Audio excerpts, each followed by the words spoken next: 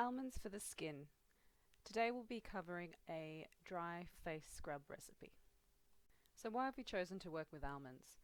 Well, almonds are rich in vitamin E, which helps skin damage and helps cells to repair themselves. Vitamin D, calcium, magnesium, phosphorus and potassium. Almond meal is also rich in fatty acids, which means that while scrubbing away dead skin, it also leaves moisturizing oils that provide a softening effect on the skin. At the same time, skin is left feeling fresh and clean. So why did I choose almond meal over almond flour? Well, either is fine to use. They are both derived from sweet almonds. Both are ground down to a powder.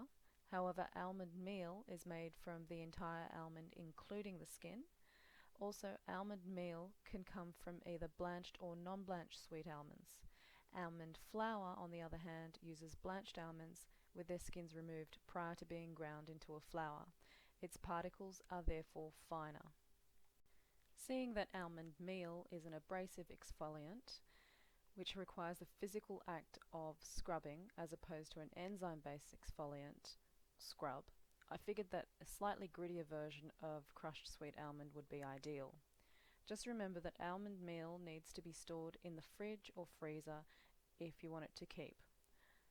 And one more thing to bear in mind, if you have more of a sensitive skin, almond flour is probably a better way to go.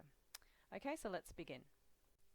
So to make your basic dry almond meal recipe, here you can either buy some almond meal ready-made or you can make your own. Now to make almond meal from scratch, what you would do is take 2 cups of raw almonds and place in a food processor or blender.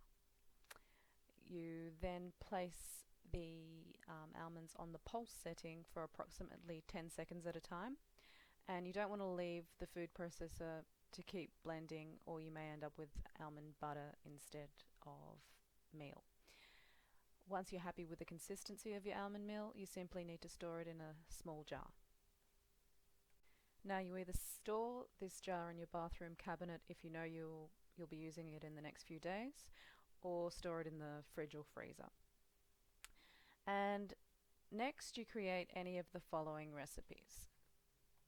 Okay, so option 1, you'll grab a small clean bowl and tablespoon. Then you'll add 2 tablespoons of almond meal to 1 tablespoon of water, and you can modify these amounts according to personal preference. One thing I haven't added here is that you need to mix this. Okay, and next wash your face with your face wash or cleanser of choice, and then you're going to apply your almond meal scrub in circular motions onto your T-zone, so your forehead, nose and chin, where there's more dead skin cell build-up, and then out onto the cheeks. Next you'll wash it off, and finally you'll apply your favourite moisturiser. Simple as that.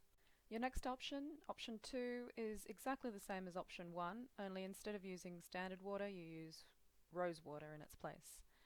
So the almond meal and rose water recipe, one of the main benefits of rose water is that it acts as an anti-inflammatory. It's soothing to irritated skin, and it also smells great. So for people who like their skincare to smell great, rose water is a great addition to any beauty regimen, and it also has a gentle tonifying effect as well.